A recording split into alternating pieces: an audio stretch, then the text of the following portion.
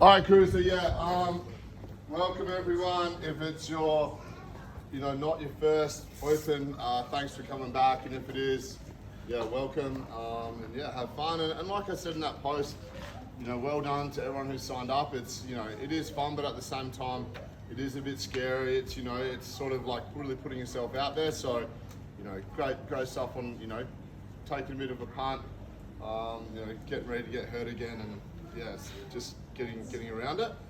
You might have seen the post already, but everyone was pretty good. I think this is the best year ever with heat sheets. So if you'll definitely be here next week or the week after, either tonight or any time this week, just chuck your name down on the heat sheet, and then it just makes it easier for today to sort of get organised. I can't do the heats beforehand because depending on what the workout is, how long it goes for, what movements, depends on how much space we've got. So it's good to have that heat sheet ready so I can just make them rather than people calling me, chopping and changing. Hopefully everyone has, I think there's a few people that it was we had some dude from Victoria in our WhatsApp and a few funny things going on, but who I thought was Danny Moss, but wasn't. But either way, if you're not in a WhatsApp with your faction, go see your captain tonight. If you don't know what faction you're in, firstly, you lose 10 points for not wearing the colours, and then check it out there. Hopefully you've seen the post online or Instagram or YouTube or website, checked it out. But the captain would have at least tried to add you in and get that sorted. And there's a Slack open page too. So on every single day on the website, on the world post, it tells you how to join Slack. There's a link to click to join, like every Monday, Tuesday, Wednesday for Infinity. So just click that link, join it if you don't have already. We'll put you in the open track. I'll just post the heat sheets in there. Just general information I'll post in there just so I don't have to pass it on to the captains to just double handle all day. So general questions you can put in there. So if you're not in that Slack page, just jump in there. So other thing, if you sort of haven't read any of the posts about standards or whatever, Drew, well, you're gonna find out now. Well, just in a normal class, we're always looking for a particular range of motion that we want to achieve for, to achieve quality movement, maintain or build flexibility, as well as keep it measurable. But sometimes we might not get there, and that's okay. But during the open, we have to get there, okay? On all the separate movements, it's nothing crazy that we haven't done before, but there's range of motion that we need to get. So, guy holding the camera, Liam, and Toby as well, over there, if you don't know those two. Those two, along with all the captains, will be sort of around at any one time. Liz, myself, Nate, and Wasey will be around sort of at times, because it's hard for the judge, because a lot of judges aren't super familiar anyway. So if they let you know you need to go deeper, or that doesn't count, or this or that, then you've got to adhere to that, okay? No arguing.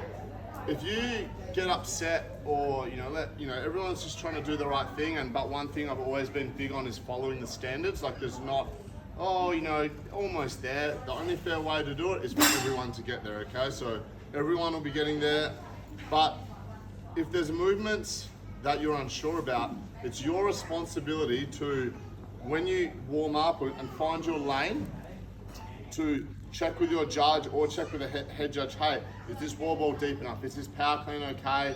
Is this okay? So then when you get out there's no questions, okay? If you start getting no rep time, I'm not sure why, that's up to you to sort that out beforehand, okay? So at any point, either before your workout or sometime beforehand, chat to your captain, chat to one of the head people and say, hey, is this good? If not, then you sort of get it sorted, so at least you know what's going on, okay? Familiarize yourself with the scorecard. So there's there's 6 scorecards on every one of these clipboards. So please don't take, once you've done judging, there's one over there already, just underneath the clock. Just put the completed scorecard in there, okay? It needs the athlete's name, the judge's name, the information filled out. There's actually a time, a checkpoint sort of time, which is written down after the clean. So if you're a person judging when they finish the cleans, note the time, write that down, and just have all the information. It's not a bad idea, obviously as an athlete, to check it's all been filled out, your time is all correct and everything, but take a photo on your phone, and then try to put your scorecard in straight away, okay? Every week there's multiple people that they forget to put their score in, and then they're like, oh, do you reckon if I email CrossFit, like they'll let me put it in late? Don't even bother, okay? So they definitely won't. So do it tonight before you forget. You can always take it out and, you know, and put it back in or whatever, but once it's in there, then you're safe. So do that straight away. So yeah, and make sure as the judge, you know, fill it out and make sure the sheet is put over in a pile over there. So the heat sheets, if you haven't seen already, you've got when you're going to be going. Hopefully we'll be able to keep to that time schedule close enough. And I also have when you're judging, okay? So you need to be around for the judge. There's always a bit of a gap. There'll always be a gap of at least one for you to warm up, or a gap of one for you to recover and then go again. But as soon as it's your turn, like as soon as one workout ends at the 14-minute mark, everyone will finish at the same time. Next heat, let's try to get out there straight away. Get your bar, get your station, doesn't matter, we can go anywhere. Find a judge and just get that ready, so hopefully we can cover anything off and get it sorted sort of straight away. And the only other one is food. Like, yeah, all good to eat and stuff after you're done, but please like something smelly food that smells really good. It's the absolute agony if you're like in one of those last heats and someone's like smashing a pizza or a burger. It kills you, okay? So just wait till everyone, you know, go to grilled after if you want to hang around with a big group, but just try not to bring pungent food inside. But I think that's actually everything in terms of logistics or sort of housekeeping work. So I won't cover all that stuff again. That's just for today. All right, so today's workout, if you haven't seen already, as many possible reps in 14 minutes. So no matter how fast or slow you go, everyone will be going for 14 minutes. So we start off with a 60-calorie row, 50 toes to bars, 40 wall balls, 30 cleans, and 20 muscle ups. If you get the 20 muscle ups, then you start that whole thing again, okay? So what I'm gonna do first is cover the actual movement standards, so the standards that you need to hit for each movement. Then we'll cover a little bit of how you should maybe attack this depending on what you're looking to do. And then we'll cover the warm-up. You know, if you don't want to do the warm-up, you want to do your own thing, whatever you can, but we have a warm-up here that'll get some blood flow, hit the range of motion requirements you need, and then sort of start to simulate the actual workout. Also, the other thing I've got to cover as well is we've got the prescribed. There's a lot of different categories and there's a lot of different weights. It's your responsibility as a human to know which one you're doing and making sure, you know, not a good example with the CrossFit Games athletes, they didn't, but it's your job to make sure you've got the right wall ball, got the right barbell, and that's pretty much all we need, okay? So, yeah, if you're unsure, chat to your captain or whatever, but we need all that, you know, there's just too many people to have that set up. When you go to a station, just make sure you've got all the right stuff. Alrighty, so that's our actual workout. Let's run through the standards. So, first one, we've got the floor plan all set out. In terms of floor plan, the cleans and the rowing go here. This is like a little moat or something. This is just the dead zone, and this is working zone in here as well, which isn't really too big a deal, but still adhere to it. All right, so then first movement, the row.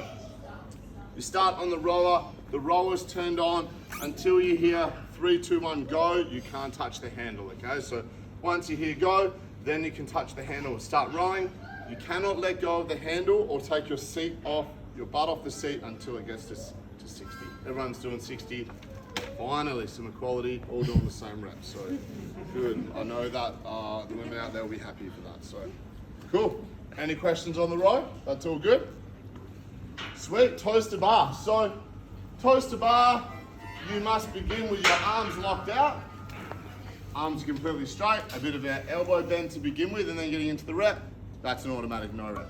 And your feet at some point must begin behind the bar, and then you go into it.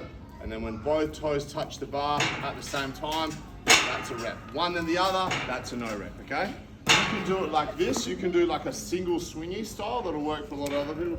Drive the chest through, bang, drop down. And I think singles will be a pretty good option for a lot of people, especially if you get fatigued. Like, it's pretty hard, this big chunk of wall balls. Don't you know, singles keep it going pretty well, but those are the standards crew. Yeah, any questions on toes to bar? Did you say the feet don't touch the ground? Well, they can, like, you must, once you're, well, they can touch the ground after the rep's over, but not during the rep, no. So once you come on, to begin the rep, your arms are locked out and feet get behind the bar, and they finish when they touch, yeah. So your feet can't touch the ground during the movement at all, yeah. For example, I'm sorry guys. No, it's all right. But I'm hanging and I'm tied and I'm resting like that, and then I do. Yeah, that's all good. Because your feet were off the Yeah. floor before they So that's most of my reps. yeah, and that's a really good method. So what I would do is, like, Liz can demo a few and set up, because you'll use the same method. Start with, like, get a little box or something. Start so your hands can be on the bar already and your arms are locked out. Then all you have to do is lift your feet up off the ground. Yep, they're behind and you're off the ground. Touch, feet come down, lift your feet up, bang. So your hands are already on there. So that's a really good method, rather than like doing 2 in a row and like resting for ages. Just swing through like those reps. Some people can do them almost as fast as people do their normal ones anyway. So that's a really good method. If it takes you a ton of energy just to do like 1 or 2 sort of kipping style ones, I would go to them, and you can probably keep them going pretty solidly. But that was a good question, because yeah, that works. Alrighty, wall ball.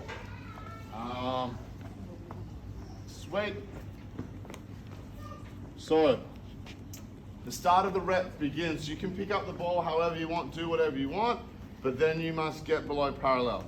So hip crease below the top of the knee. If there was a marble, it would roll down backwards, hip crease below the top of the knee, and then the ball hits the target, okay? So, or above, if you want to go higher than you can. So, yep, the lower target for the girls, that's all good. The top target for the boys. So what won't count for the boys, if it sort of hits the girls' target and then rolls up and hits the boys, it must be straight in contact with the top target. Same with the girls. You can't hit a bit lower than roll up, hits that, and then comes back down. If you drop the ball, so just like, it must come to a complete stop. You can use your foot before you can pick it up. You can't do this, sort of like bounce and kick, and then pick it up and go again. That's a no rep, okay? That first one doesn't count as a rep. Does that make sense? So yeah, ball must come to a complete hold on the ground before you go. Sweet, any other questions on wall balls? No rep, must touch. Has to hit. Must touch the target, yeah. High enough is If you're breaking them up, you have to catch it on the way down, or you just hit the target and then. yeah, no, you can just drop it, but the ball must come to a. Yeah, just use your foot to like bring it to a hole and then pick it up. It's just to stop people doing this. Do one, like let it bounce, then sort of squat into it again. You can't do that, okay? So. It took you a Yeah. yeah, modify it. Cool. All right, so then we've got cleans. This one's quite simple. The bar starts from the ground, and then you can clean it up however you want. Muscle, clean, whatever, as long as you finish with your elbows somewhere in front of the bar, legs, hips, everything locked out, okay? So doesn't matter how you get there. Probably 2 main things happen with these is people stand the bar up and their elbows are behind the bar. So like they're not in front, and they'll stand up and then down, so that's a no rep. Or the other thing is they'll get their elbows around, but they won't lock their legs.